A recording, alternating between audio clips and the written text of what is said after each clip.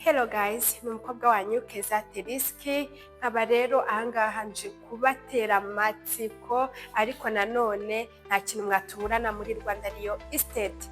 Utuye Kigali, utuye hanze ya Kigali, uri mu diaspora. Reka rero nkwereke inzu ushobora kugura ku mafaranga makeya, nawe ukaba umwe mu bantu batunze inzu mu mujyi wa Kigali. Aha duherereye rero ni muri Gacuriro, yo kwereka inzu nziza, inzu iri ahantu heza, inzu ifite ibyumba bitanu, ni inzu nini pe.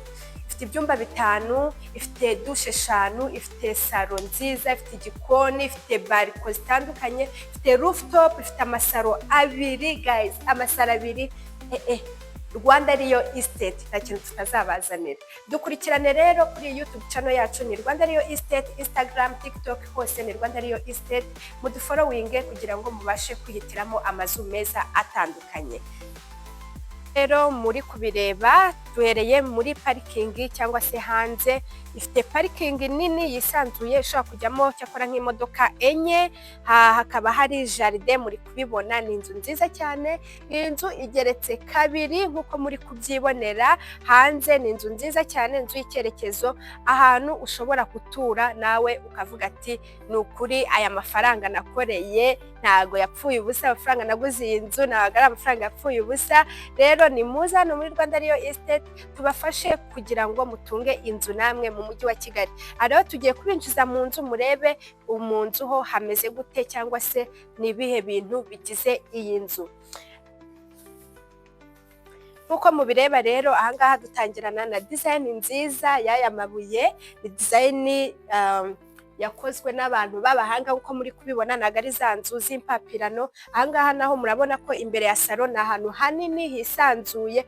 Ikintu cya mbere nabanje kubabwira cyo nuko iyi nzu ni inzu nini mugiye kubyibonera. Ntago ari inzu rwose bagiye kugira ngo bafate utwumba dutoya cyangwa se ikintu, ni inzu nini cyane. Dufite rero imiryango myiza cyane uko muri kubyibonera, ni ya miryango igezweho yinjiza urumuri mu nzu. Muri kubireba ahangaha hakaba ari muri salon twinjiye. Iyi salon rero nkuko muri kubireba ni salon nini, nayo igizwe na plafond ya gypsum, ikaba igizwe n'amatara meza cyane. Ahangaha murabona ahantu ushobora kwicara, hariya ni ahantu ushobora gushyira televiziyo. Iyi salon ikaba kandi itari yonyine igizwe na salle à manger. Ntago ari ya nzu nabibabwiye, isi ya nzu ugenda salle à manger iraha, intebe zo kwicaraho nazo ziri ahangaha, hoya irisanzuye. Sare iri hariya, hano twinjiye muri salle à manger. Tukiva muri salle à manger rero tuhita tujya mu gikoni cyiza cyane kigezweho, gifite utubati twiza. Rwanda ariyo Estate, wow, muri kubyibonera namwe. Ifite utubati twiza cyane, ahantu ushobora gutereka kwiziniyeri, hano ushobora kogereza ibyombo heza cyane, n'ahantu hisanzuye. Uyu ni umuryango ushobora kujya hanze, muri kubibona ifite hanze hanini. Ibyo hanze ho turaza kubikurikirana nyuma, reka mbanze mbiyerekere mu nzu. Ahangaha ushobora kuhashyira frigo, murabona ko bateganyije ahantu hanini ha frigo bitewe na frigo waba ufite uko yaba ingana. Aha rero tumaze kureba hanze uko hangana, turebye muri salon, turebye salle à manger, turebye no mu gikoni. Are you ready kwinjira mu byumba by'iyi nzu mukareba hamwe na Rwanda ariyo Estate? Reka tubibakurikiranire. Rero mu gikoni reka mbatembereze ibyumba byose. Nkuko nabibabwiye, iyi nzu igizwe n'ibyumba bitanu, ikagirwa na douche na toilette eshanu, ikakirwa n'amabariko atandukanye, ndetse ikagira na rooftop. Ahangaha rero turacyari hasi, reka muri ground, reka mbereke. Iyi ni douche y'icyumba cya mbere, muri kuyireba. Tukinjira ahangaha mu cyumba nacyo cyiza cyane, kigizwe na plafond ya gypsum. Hakaba harimo kandi na garde-robe, harimo na garde-robe ndetse n'amadirishya meza. Mumaze kubimenyera ko amazu yacu yo muri Rwanda ariyo Estate ni amazu aba agezweho meza, agira ibintu bishyashya bigezweho. Ahangaha kandi tukagira iyindi douche y'iki cyumba.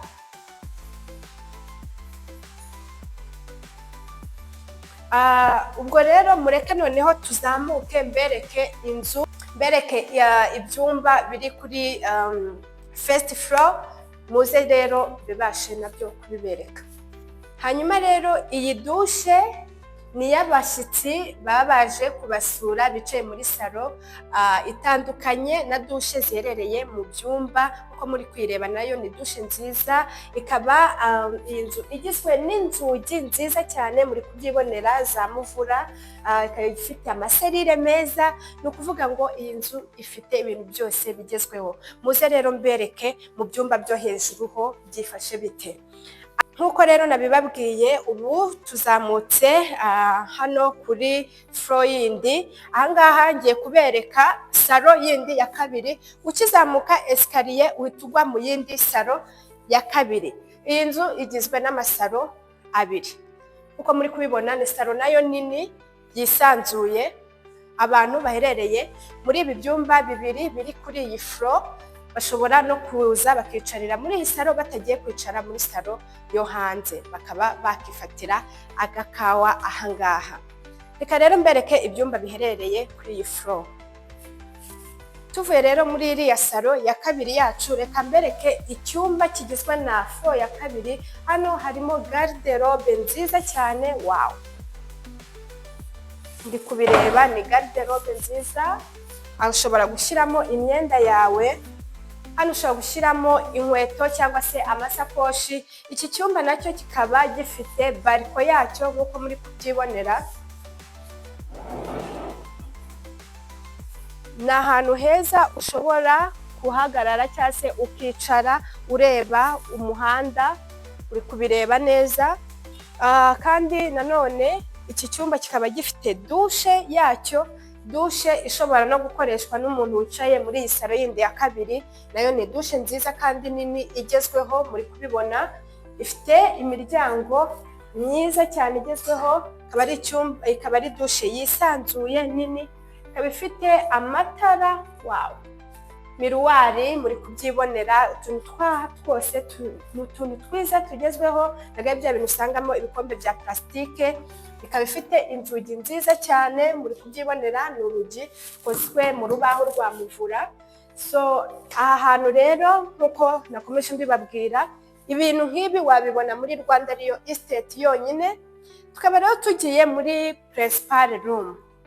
Uko rero mugiye kubibona, iyi ni salon nabibabwiye. Iyi salon itandukanye na salon yo hasi. Iyi salon iba ari salon y'ababyeyi mu gihe bakeneye kwiganirira, abana bari kureba televiziyo hanze.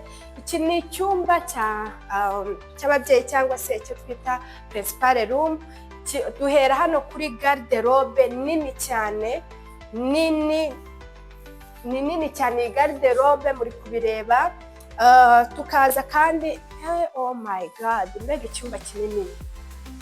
Tukaza mu cyumba cya master bedroom, muri kubireba. Ni icyumba kinini cyane, muri kubibona. Icyumba ushobora kuzimya amatara wiryamiye, gihindura amakara, gifite ama spotlight meza cyane. Icyumba kinini, kikaba gifite bariko yacyo nini. Oh my goodness, gifite bariko nini. Iki cyumba kandi kikaba gifite bariko nini cyane nk'uko muri kubireba. Wow, gifite amatara meza, inzugi nziza, amadirishya meza. See the view, my god. Nk'uko rero muri kubireba, ushobora kuba wirebera no muri parikingi, uri kureba abantu baje kugusura ni bande. Parikingi nabibabwiye, ni parikingi nini ihagije yajyamo imodoka enye. Murabona ko ni ahantu muri quartier nziza, quartier y'abasirimu. Murabibona n'abaturanyi uburyo hameze. Urabona, urareba Vision City hari hakurya. Hano ni muri Gacuriro, mbibutse ni Gacuriro. Iyi nzu ikaba ifite ibyumba bitanu, dushe eshanu, salon ebyiri, parikingi y'imodoka enye. Ikaba iri ku mafaranga miliyoni 300 y'amafaranga y'u Rwanda yonyine. Muze rero dukomeze no kuri second floor, naho mbereke ibyumba bihari. Muri cya cyumba cya principal, hano hari garde-robe yayo nabikubwiye. Dufite dushe nziza nini cyane, nini nk'uko muri kubyibonera. ikaba ifite amashawa abiri muri kubireba namwe. Ni ahantu heza cyane hisanzuye. Iki cyumba kigizwe na dushe nini cyane, icyumba kinini, bariko nini, garderobe nini. Nta kwa kundi ugenda ukambarira mu cyumba, ubanza usohoka muri dushe ukaza ukambara ibintu byawe ukitunganya neza, ubundi ukajya mu cyumba ugafata niba ari contact cyangwa utundi tuntu ugomba gufata, ubundi ukaza ahangaha muri iyi salo ukifatira agakawa cyangwa se breakfast, ibyo baba baguteguriye, ubundi ukabona kumanuka hasi ariho usanga ya salo ya mbere ukahita wigendera. Before that rero reka mbereke noneho second floor ho haherereye ibiki. Ahangaha ho noneho ni ubutamu, nta kintu Rwanda ariyo Ifite tutazabagezaho, nta kintu tutazabazanira. Biba byadufasha imbaraga nyinshi kugira ngo tubahe ibintu byiza cyane, kubera yuko abanyarwanda turabizi namwe mukunda ibintu byiza. So aho herereye hose rero watwandikira ku ma Instagram cyangwa se YouTube channel cyangwa kuri iyi nimero yacu iri hasi kugira ngo tubashe kukugeza ahantu nk'ahangaha. Nkomeje kugenda mbibabwira, tugiye kuri floor ya kabiri. Floor ya kabiri ahangaha ukimara kuzamuka escalier uhita uhinguka. Oh my god, oh my god, oh my goodness, uhinguka mu cyumba gisa neza cyane, gifite urumuri ruhagije, icyumba cyiza. Aha ho noneho muri kubireba, iyi rooftop ni rooftop nini yisanzuye, ushobora kwicaraho n'abantu bawe mukanywa agakawa cyangwa se mugaturitsa n'agashampanye. Rega why not? Ntabwo waba utuye mu nzu nk'iyi ngiyi muturitse agashampanye. Nkuko muri kubireba rero, murabireba noneho ahantu hose urabuhareba neza. Muri kureba iyi nzu ni inzu nini, murabona iyi rooftop ni nini cyane. Ahangaha naho hari dushe y'abantu baba bicaye kuri rooftop, hakaba hari n'agakoni kaho ku buryo ushobora kuza ukitekera utafite ahantu uhuriye na cya gikoni cyo hasi. Muri kubyibonera rero, iki ni igikoni giherereye hano kuri rooftop, ikaba kandi ifite n'iki cyumba cyaho. Ni hanini cyane, muri kubireba, urareba ko ureba imisozi. Murabizi ko u Rwanda ni urw'imisozi igihumbi, ntabwo ibyo byo tubigarukaho. Ahangaha rero uba ureba view yose. Ugisohoka aha rero uhita ugera mu kindi cyumba. Wow, utugera mu kindi cyumba gifite garderobe nziza nziza cyane. Muri kubyibonera, ni garderobe z'ikinyejana, murabibona ko ziraslidinga.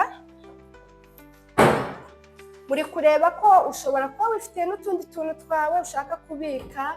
Aka kantu gakoze nka coffre-fort, ushobora kwishyiramo utuntu twawe. Ikaba ifite kandi bariko nziza cyane, muri kubireba. Ukaza kandi ugasanga hano iyindi dushe nayo ifite amatara miruwari zigezweho. Muri kubyibonera, ntabwo ari bya bintu ujya gucana amatara ugira gute, ni touch, utuntu twose twabaye touch screen you know.